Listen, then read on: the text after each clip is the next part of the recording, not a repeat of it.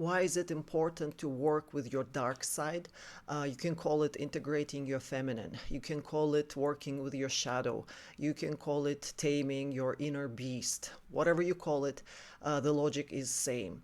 And in this video, I will be giving you a few examples of some stories of my own life and my own experience where I had to deal with manifestations which I was able to bring into my life, but which I was not ready to handle. So this is the key point why I keep pushing, pointing out that idea of importance of working with the dark side, working with the shadow.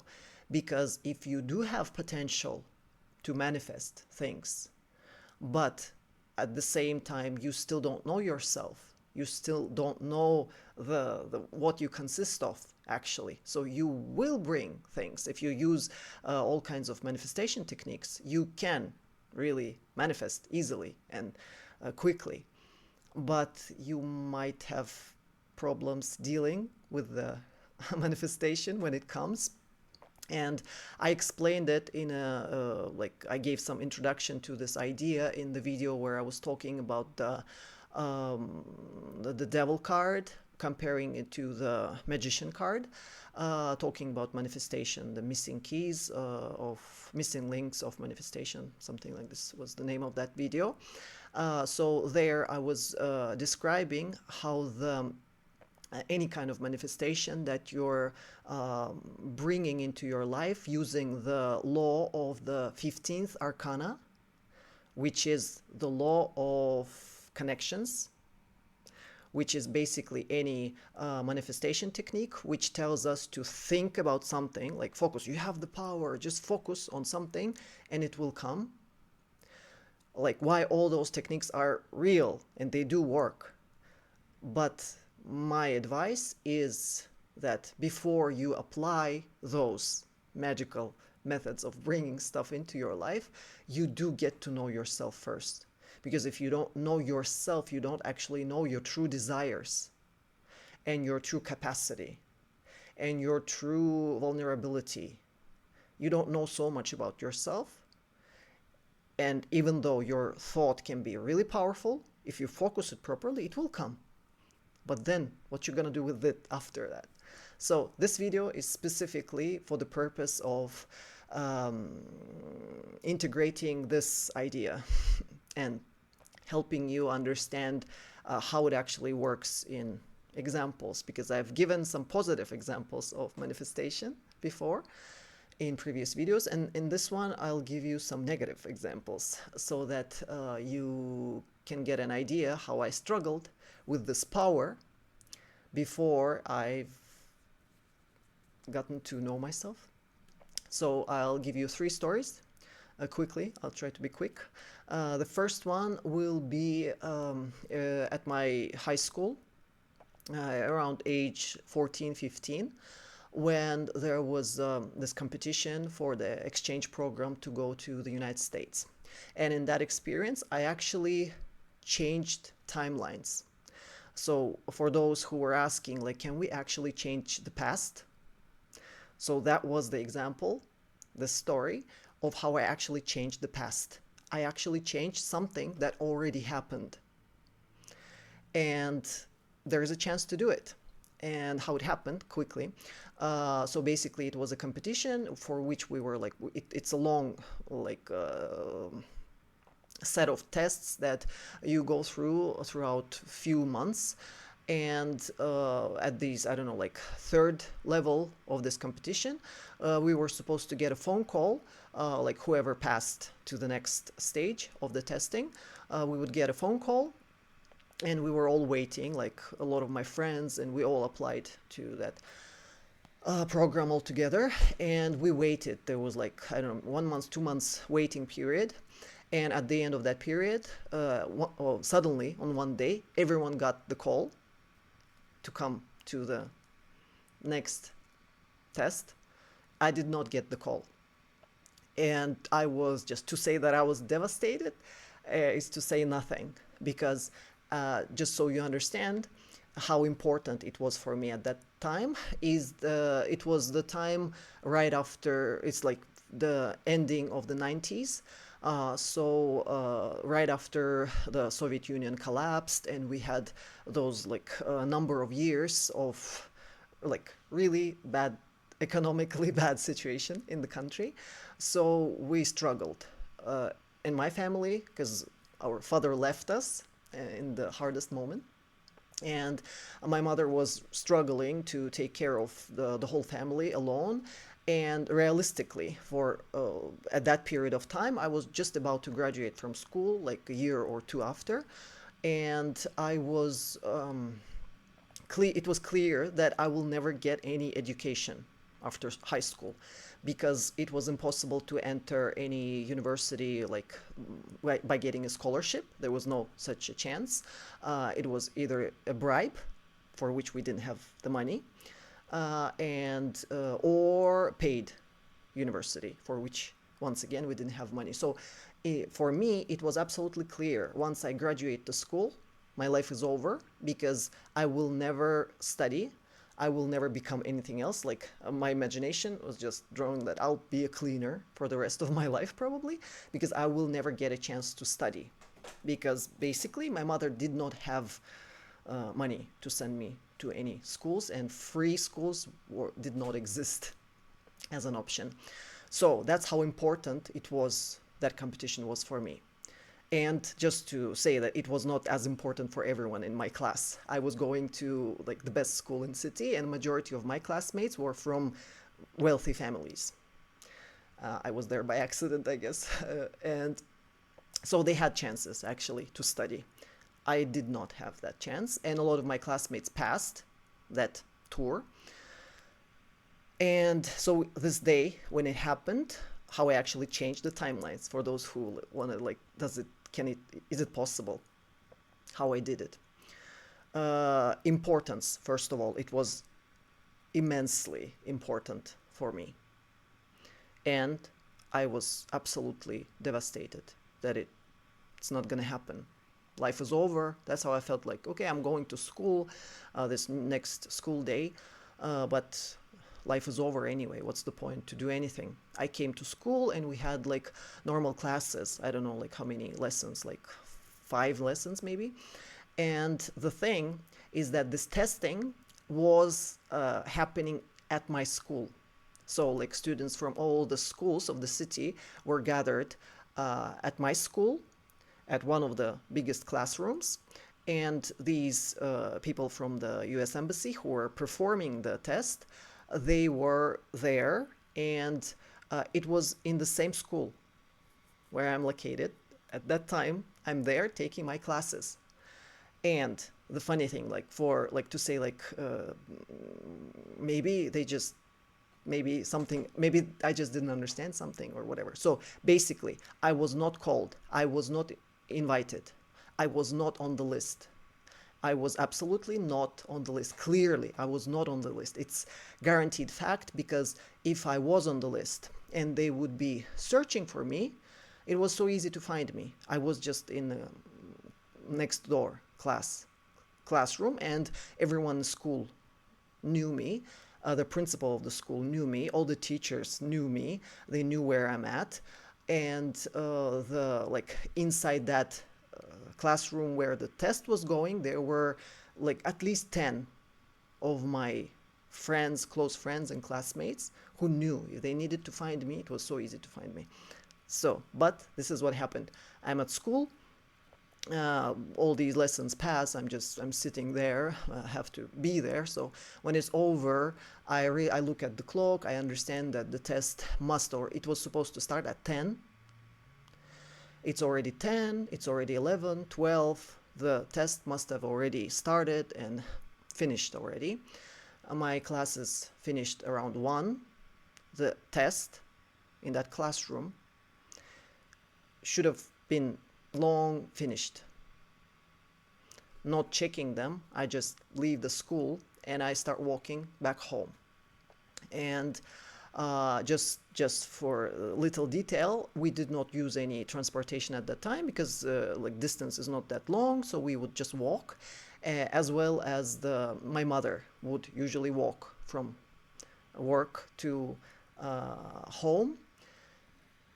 Why I'm giving that detail, you'll understand later. So I'm walking, and I remember clearly, very clearly, on this specific spot of the way where I was so sad, I was so destroyed, so like devastated. I clearly felt my life is over. I did not see any future for myself. I will be a cleaner for the rest of my life. And I knew there was no chance to change what already happened in that classroom. Test is over. I know. I know it's over. By this time, they should already be all gone. And I'm walking. There was this, later I learned that that spot where I was passing is actually the portal, energetic portal located in our city. When I was passing next to it, I cried out. Like I was crying actually. And I turned to the sky and said, God, if you do exist, this is the time to show me. Please show me now. And I promise I'll believe that you exist for the rest of my life. I'll believe that you're real. Just make a miracle now, please. If you exist, show me now. And I really, that request I sent with like all of me crying, with that intention was sent in such a strong way, I guess, and on a very special location in city. I kept walking. I walked like 10 more minutes, and then I see why I said my mom usually walks home. We did not have money to take taxis, or at that time we did not have a car. So she would walk, and I'm 10 minutes later, I'm walking and I see this happening. I hear a car, like a taxi, stopping right, like like in those movies, like they're the wheels, that's crazy sound, brakes. You hear that sound. The car stops. The door opens. My mother jumps out of that taxi, which altogether already looks crazily impossible to me. I've never seen my mom coming out of taxi until that moment. It seemed like, what is happening? This is not real. And she jumps out, she grabs me, puts me into the car. We turn around and we start going towards the school. And I'm sitting like, what happened? And my mom is like, they're searching for you. And this does not make any sense, like to logic. Like, were they really searching for me until I made that request? Of course not. If they would be searching, I was in that same school. I had like 5 or 6, like 4 or 5 lessons at least that day. And I was in that classroom where everyone could find me easily. My classmates are inside that testing room. So if they cannot start the test and everyone is looking for me, it was so easy to find me. I was there in that room. And my mother's workplace is right across the street from my school. And the principal of the school knows her as well. So they can call, they can find her, they can find me. Everyone in school knows me. All the teachers know, like, they're searching for you. We get on in that car, we are coming to the school. I'm crying, still crying. I'm still in that shock that I was like so upset, shocked. Now I'm in new shock, like what's happening, what is happening. Like she brings me to school, just throws me into the building, and there is the principal searching for me, and they cannot start the test because until they have this one missing person. And I was like, how is this? Why am I missing person? They had my phone number. They had my mother's phone number. They're in my school. I'm like, why am I? This was so weird. Really, this was absolutely a clear example that it could not be truly happening. Like, really, the timeline got switched. That timeline on which I did not pass the test. That was my original timeline, and that was the way my life was supposed to go. And I changed it on that moment. I brought all of us back, few hours back into the past, and changed the whole scenario as if they were searching for me. They were calling me. They were like, for several days, they were calling. They were searching for me in the school where I was at, and so on. So basically, I run in and they give me this test, and I'm in shock, I'm crying, and they're like, okay, start. And we all start. And obviously, so what they were doing, since they gathered like at 9, they were supposed to start at 10. They did not start, they were just sitting in that room, all of them, thinking, where is Irada? Thinking 10, 11, 12, 1. They found me like it was past 1, maybe 2 o'clock. They found me, so they were just sitting there. I was in the room next door. Anyway, so I did manage to make that come true, and I did pass that test, and I did get that chance to participate in that exchange program to go to the United States for a year as an exchange student, which later opened a lot of doors for me. At least I got this English there during that year. And later, when I returned with this English, I was able to apply for a lot of scholarships, which gave me scholarships just because of English. So it did open a lot of doors, but the price which I had to pay, and what that timeline, why my timeline, original timeline, was not designed this way. When I arrived to that family, because we were staying in these host families in the United States, um, everyone in my group, in my program, received normal families. I received a family with the host mother, who apparently later, 3 months later, I learned that this lady had an official like slip, I don't know, from the court or something. She was not allowed to come close to children. She had 3 of her own children, and she was, in the past, she was a teacher and she was abusing kids. And there was this issue with court, and court assigned her, like they kicked her out from the schools, and she's not allowed to teach anymore. And by court, she is required to stay away from all the kids, from all other kids except her own. She can do whatever she wants to her own, but she should not come close to other kids. She was like diagnosed with some issues with those abusive behaviors and some. So somehow they put me into that family.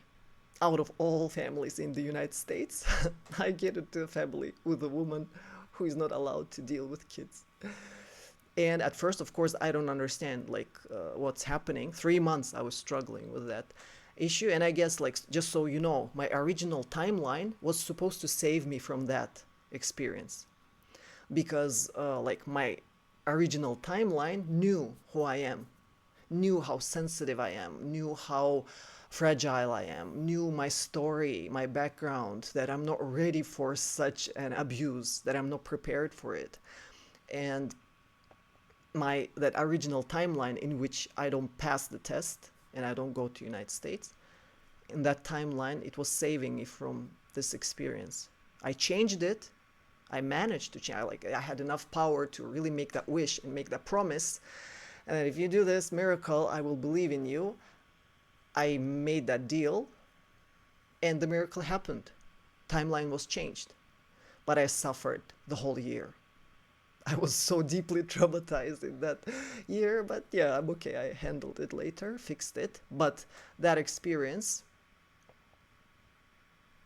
was not dreamlike. It's just one example of, like, at that time. So the main idea is that when you wish for something, you might be wishing not knowing all the like the details and all the consequences of your desire coming true, and this path which is designed for you, on which everything is happening in the proper time for you. If you don't push, if you don't squeeze things out of life, I know now that according to that timeline, now at this age, it's my time to visit the United States. Now I have some work to do there. I know energetically I must visit specific spots on that continent because I had some specific incarnations there. I'm supposed to travel through those spots. I know. Now I know. Now I'm ready. Why did I push? I squeezed. At that point, I thought that's the only way. I need to do it. So I pushed, I squeezed, I changed the timeline. I had to pay that price. I paid. So just knowing that you can push, you can squeeze, but you will have to pay the price of changing the original plan, original design. The original design is always safest and softest and calmest way to the same point. Still, you'll get to that point, but you want to push it, you'll go faster, but the journey will be more painful. So that's the choice. That's the first example. For those who want to change timelines, yes, you can. Yes, you can with your intention, you can. But if you don't know yourself, I advise you not to do it. First, please focus on knowing the hidden parts of you and digging into that first. Another example is more romantic, kind of like. I was working in an office, like refinery type, and we were there was I was an admin, and I had some clerks working with me, girls, and among that team of the girls, there were like few of them which with whom I was like closer than with others. We would go out on weekends together, would spend time. The age difference was not that huge between us, even though I was like in charge, but not that not that much older than them. So we would spend some time, like a lot of time together, and hang out and party sometimes. And these girls, they liked me, and they had this joke going around all the time when we're partying here, like we're outside. We would discussing like boys and guys and boyfriends and stuff. And there was this joke that all of the girls have some kind of relationships, boyfriends, and so on. And the girls were joking like, why our Irada never has a boyfriend? Like why we can't find a match for her? We need to find her a match. And they would be joking, like saying like, oh, who could be a match for her? Let's try to imagine. Like it was a joke, like common joke around my girls. They were wishing like, we want a man for Irada. We want, what could he be? Who can it be? And they tried to like, he must be like someone equal. Like who? And they tried to, no, that's not good enough. That's not good enough. That was like our joke in between us. And at that time, in the office, some of the girls, they brought this movie, The Secret. It was popular probably maybe around those years, and somebody brought it to office, and all the girls watched it, and they were like, oh my god, let's manifest things, let's manifest, does it work, let's try, let's manifest. And they started like playing with this thing. And one day, two of these girls, they run into my office, and they're like, okay, Irada, we found you, look. And they open this little catalog, you know, those makeup and cosmetics like Avon or Oriflame catalogs, these little magazines, in which there's all kind of like creams and perfumes, and there is a section in which they put the photographs of like really handsome models. They're like, and they are advertising men's perfume. And for that advertisement of perfume, usually they hire like, you know, like really handsome, tall, with like they dress them up in some suits, and they make them stand like so charismatic to advertise this very charismatic perfume. So they found this image of really charismatic man advertising a perfume, and they rush into my office. Look! Do you like this one? How does this one look like? Would that one suit you?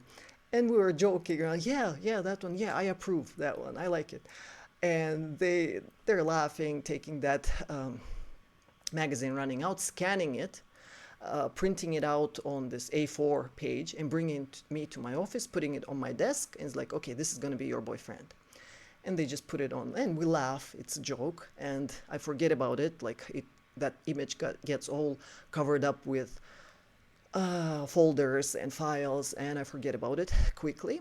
And what happens within like couple of weeks, we have some party somewhere again, like something like Valentine's Day or something like this. We're outside, we're partying, dancing, And I meet this guy, and some electricity running between us, something happens and we connect right away, and this feels like so interesting, so amazing, and then we connect, and it's like it starts going so fast, this connection right away. We connect in a very unusual way, really energetically, and this relationship starts really, becomes a relationship really fast, and it becomes starts growing so fast, and uh, for a while it seems incredibly amazing. It's like amazing, all the, like, it's so wonderful at first, and then something starts going wrong, like also very fast. It's going really fast, really, really, really fast. And I noticed that start losing my balance. Something starts like things start going wrong. My work, my mindset, my psychological state, my, like, so many things start going wrong, and it's all in relation to this man that I met. And when I try to just end this connection, I can't. I feel like I can't, and it's like pulling me, and there's like really, really weird stuff starts happening because I cannot disconnect. I cannot stop thinking. I was like, how is this? Like, I'm always able to control my will and my thinking. No. And like by the end of the month, it's already like a torture. My career starts falling apart. I'm unable to work properly. I'm unable to think properly. I'm not the same person anymore. All my energy is drained, and I don't look the same. I don't sound the same. I don't feel the same. And then when I'm cleaning the desk, I lose that job. I lose that position. Things start really going crazy. And I lose that job, and when I'm cleaning my desk, I see that picture, and I recognize that's him. That feeling is like, oh my god. I call the girls come in, look at this. And they see, because we forgot about that picture, it was a joke at that moment. I just said, yeah, I like it. And find that picture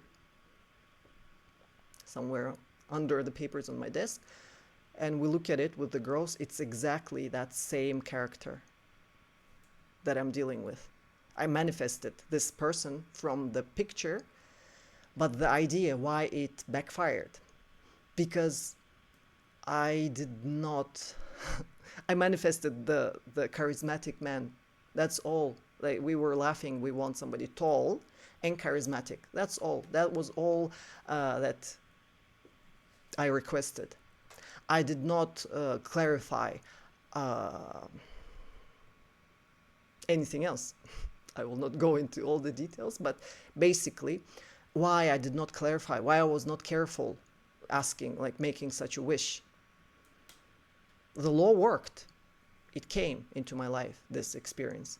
But because at that time I had not integrated myself. Like, I did not know what I need. I did not know exactly what I want. I did not know exactly what I'm afraid of. I did not know exactly, like, my weaknesses, my strengths. I did not have my masculine side fully in strength and integrated. I was not ready to deal with the manifestation of a partner who is going to be equal to me. This is the key. Because in that law, when I describe the 15th arcana, I say that that law says that it's a law of connections, right? It's there, on that little card, it's demonstrated by the symbol of a chain. So a chain, for example, a law of like manifestation, attraction, whatever. You get a hook and you throw, and you start pulling by chain. Pull that thing into your life. What this means? It means the object that you're pulling obviously should be big enough. If you're pulling it in, you want it, right? And if it's a partner, you probably want somebody equal, right? So by law of attraction, it will be equal to you. But if you don't know yourself, you will be so surprised when you see them equal, real equal. He was absolutely equal to me. as strong as I am and as unintegrated as I am. So all he had was like intelligence and charisma. Just like me, intelligence and charisma, nothing else.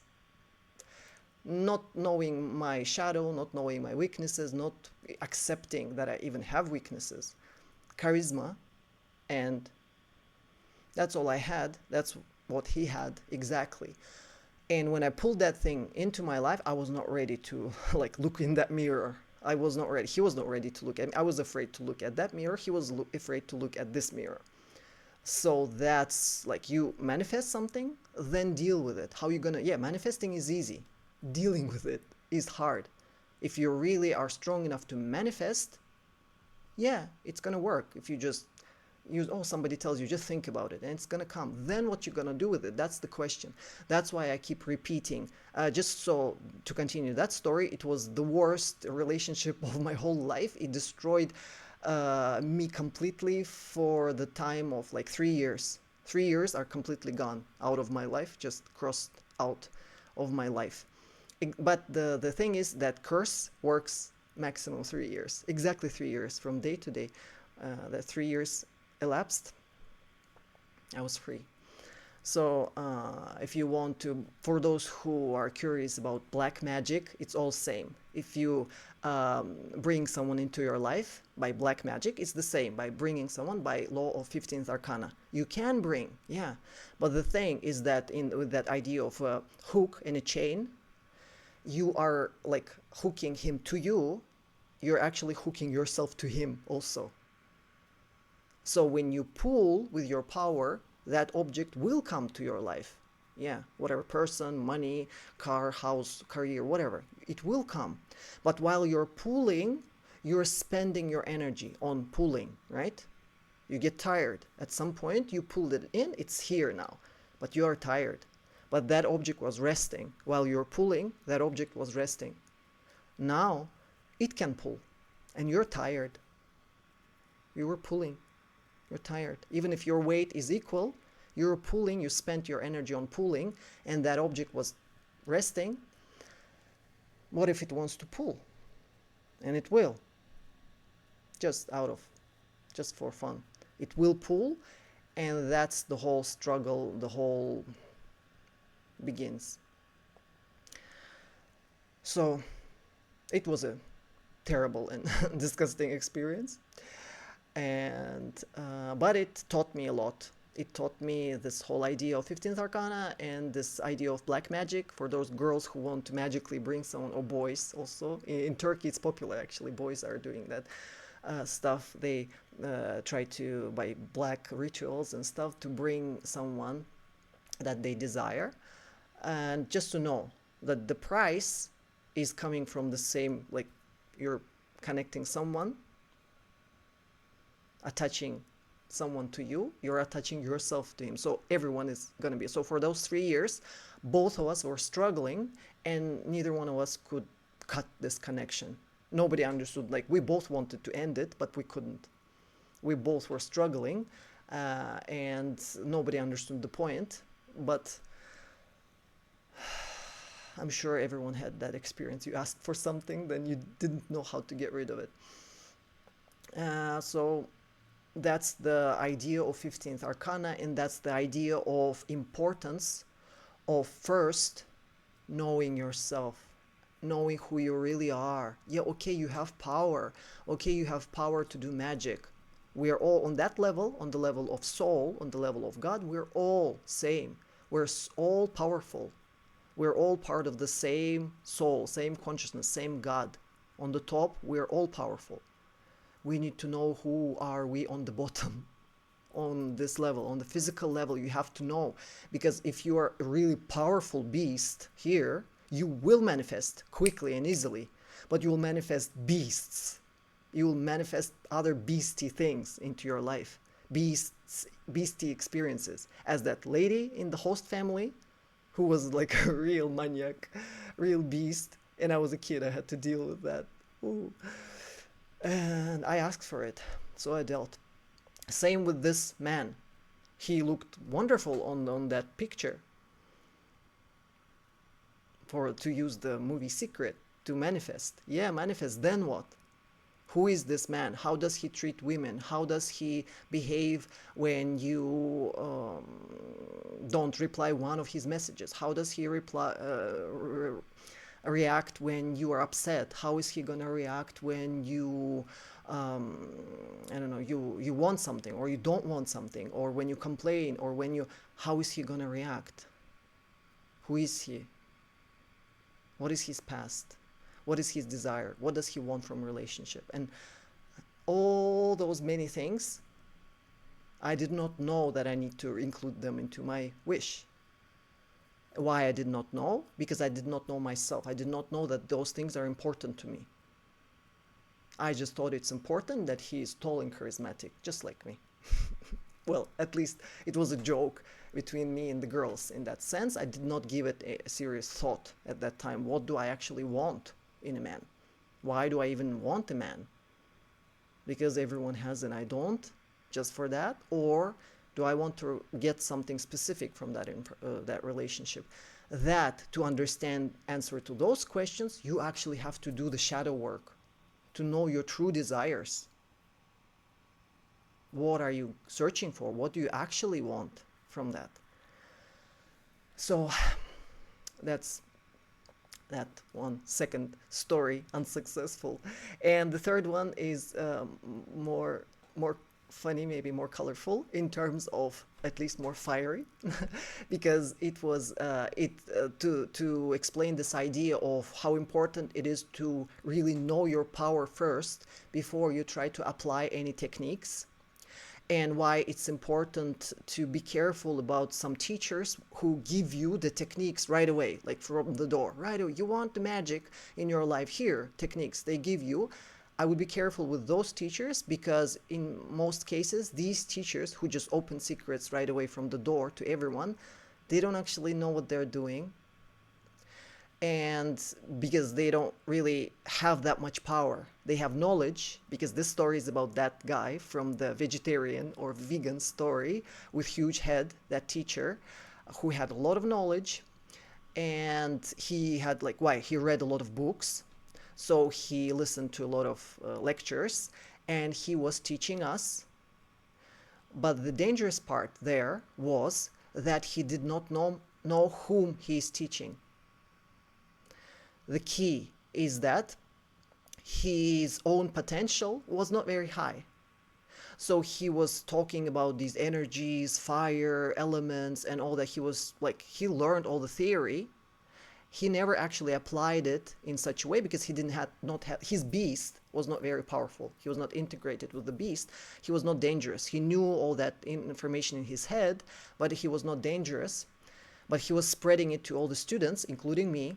So what happened, he was teaching us the course on elements, this water, fire, air, and earth elements he was teaching, and it was so hard to understand what is he talking about, but he was like so smart and he was giving so much information. And at that point, it seemed to us that if he's speaking about such things, he knows he's teaching. So he was teaching us all the elements, and he was teaching us how to embody each one of them.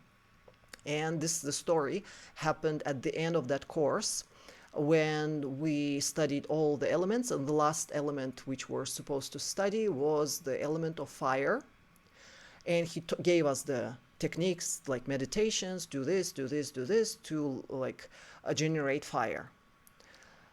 But the thing is, he's teaching this thing, like this, the danger, where a person with actually small, like little potential, like his beast is not very powerful.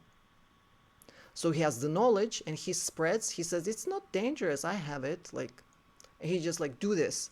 And he was giving this idea of fire, like symptoms of how will you understand that you have successfully raised your fire element in you, is you will notice like light bulbs will start exploding, you will see like suddenly, I don't know, like little like sparks appearing, or fights start breaking out around you, people start getting aggressive and fighting, and equipment can start breaking, like computers and printers, like these kind of things. That would be a sign that you've successfully raised your element of fire. That's what he was teaching us. And just to say that he did not have a complete understanding of the element is to say nothing. He was giving that information to the group, and me in that group, I did not know how powerful is the beast in that how much energy can I generate if I use his recipes. So he was giving one lecture per week. Every Saturday we would have a lecture, and there was 1 second. I'm getting hot. And so each element, one week per each element, and we would discuss the element. He would give us exercises, and on the next lecture in the chat group online, we would share like, oh, I've successfully achieved this level, this whatever. And he gave us on this element of fire, he gave us these symptoms. Like a week later, we're supposed to come to the class and say, yes, I've successful, like people start fighting around me, good. Or light bulbs were exploding. There like 5 light bulbs, like 3 teapots, whatever burned, 1 computer burned, or like whatever. That was the sign of successfully implementing his techniques. That's what he taught. So 1 week I'm working at a refinery, but at another refinery at that time, much later, a few years later.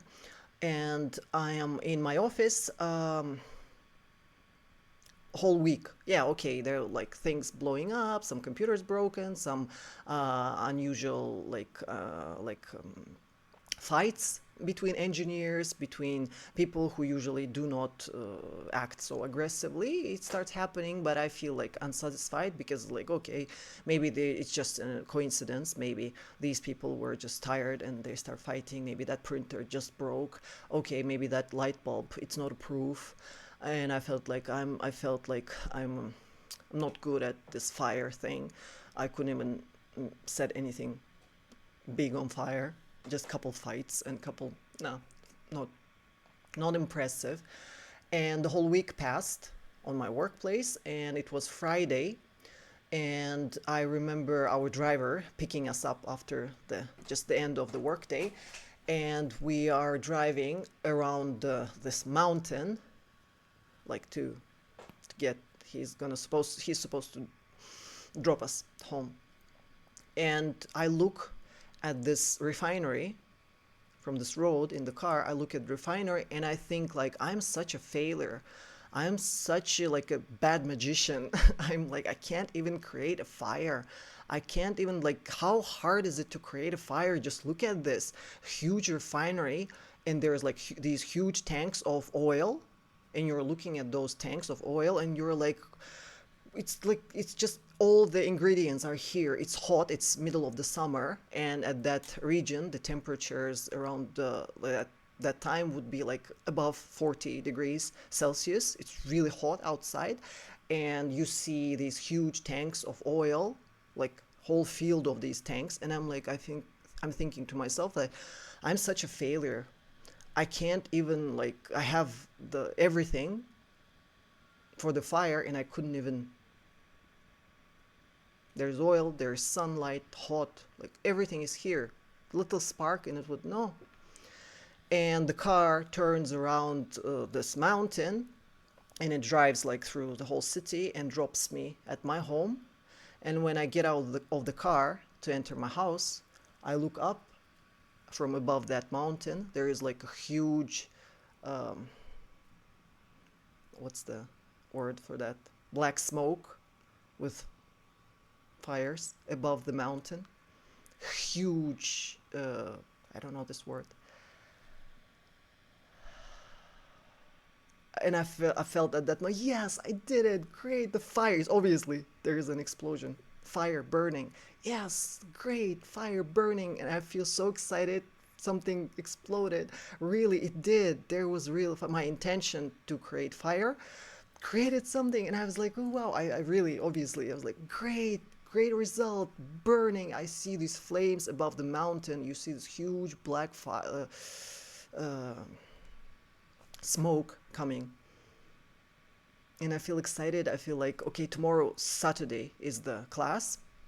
And I will write in chat that not just some light bulbs. I have some, I feel so like excited now. And then I'll keep looking at the sky. I start seeing helicopters flying more and more, and it starts looking like real weird. And I get home, I enter the room, I check, there is no internet. The internet is cut off completely because that refinery was like the strategic object, considered to be the most protected object in the whole area, in the whole region. It's the biggest refinery in the region, and it has the longest history since like World War II. And the incident rate is like close to zero. They never had explosions on that refinery. It's a very safe environment, safe refinery, and it's very important for the country, for the region. And this whole thing, they could not understand what happened. So just to like not knowing, maybe it's an attack, maybe it's like they switched off the internet completely for 1 month. We were blocked completely. So I could not reach my class, of course. And that was right before the Ladaga trip, about which I talk in like earlier videos. So I'm supposed to come, and they're waiting for me on that. Like, am I coming or not? I cannot tell them. There's no internet, completely cut off in the whole city for 1 month. So I understand, like, I realized I've overdone it, and they lost me from the course. I just disappeared. No internet. And this is an example of why that guy was giving those techniques, because he never applied them successfully. Do you understand the point? He's sharing so easily. Just think about it, and just like what can happen. Nothing ever happened in his specific experience by applying those techniques, because he does not have that potential. Maximum that he can explode is a light bulb. And he is freely giving those techniques to people who have huge potential and are unable to control it. That's why I teach, instead of using the techniques first, really get to know yourself first. Really know all the soft, hard, dark, light, hidden parts of you. Really get to know who you are, your whole potential, your strength, your weaknesses. Get to know yourself as well as possible first before you apply any techniques. Please, I keep repeating that. I keep begging for that, because I've seen a lot. This is just a colorful example, but I've seen a lot of, in my own experience, until I got to the point where I figured out that a lot of people who are teaching this knowledge, they learned it from the books, and they never had the negative experience with it, like real negative. And who had the real negative experience are the people who have real big potential. They hide that knowledge. They're afraid to expose it because they are afraid of the harm that it can give if it's in wrong hands. Understand that logic? If you're afraid of your own potential and you've experienced that once, you're like, okay, let's not do it again. And let's not tell anyone about it. That's why techniques of, for example, just this example came to my mind today about Eckhart Tolle, for example, and his teaching of just be in the moment, be present, love everybody, just think good thoughts, wish everyone good. It works for him, and it's like it really works safely and well for him. But if you look at that man, you listen to him for a while, you understand that the beast in him is not that dangerous. You look at the man, you understand. Even if you get him really, it's really probably going to be hard to make him angry, even before his enlightenment. He wouldn't be that easily like dangerous, that easily. And so like that's what I'm talking about. Yes, on that level we're all same, we're all one. We all have access to that God-like potential and God-like knowledge. Okay, Eckhart Tolle has it, but Eckhart Tolle's animal is not dangerous. That's what I'm talking about. You, if you are soft and kind as Eckhart Tolle, you take, maybe I'm pronouncing name wrong, I'm sorry, I'm bad with words and names. If you are just as soft as him, yes, that method will work and suit for you, and it will satisfy you. But I've seen a lot of people who try to use by his methods, who are just completely in absolute illusion about who they actually are. They're actually like such beasts, and they're trying to live by that. Be in the moment, be happy, be happy. And that's just a disaster to look at that. Because like you're not a kitten. So in that case, if you know yourself, you know that you're not the soft kitten, those techniques will like, don't go there. Start with knowing, really getting to know your potential well, so that you don't give harm to yourself or others, and you don't explode things, and you don't bring into your life events and people that will be just a walking disaster. Because that's what I was bringing into my life. While I was a walking disaster, all the men that have brought into my life, and friends and colleagues and girls and boys and whatever, not just men, all the people I was manifesting, because this world works as a mirror, and this law of attraction works all the time. And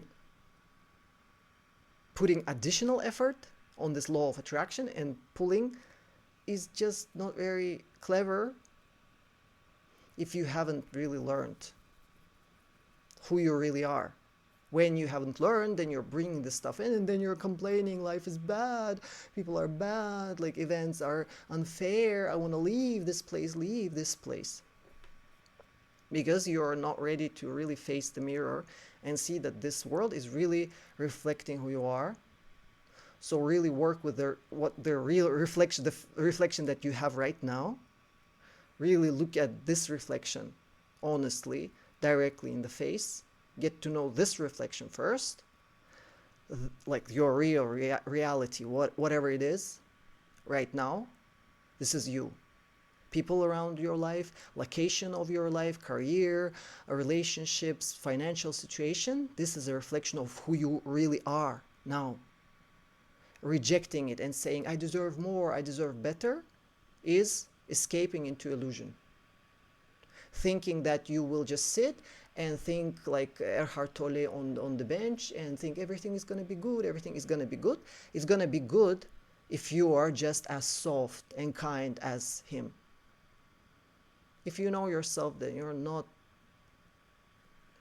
such a cute animal. If you know that your beast is pretty nasty, don't be surprised why your world is nasty as well. So this whole work about taming the animal is for that, to create less explosions by accident, to bring less destructive people and experience into your life. So this was, I hope these examples explained that it's easy to bring stuff in, it's easy to do it if you have the potential, but then dealing with it is usually not very pleasant. I do not wish you to deal with that. That's why I'm giving you step-by-step ways to first know who you are, dig deeper, deeper, deeper. It will take time, but the result will be better than flying into those illusions. And then sitting sad, not understanding why it works for Eckhart Tolle and it doesn't work for you. Okay, I hope it worked. Bye-bye.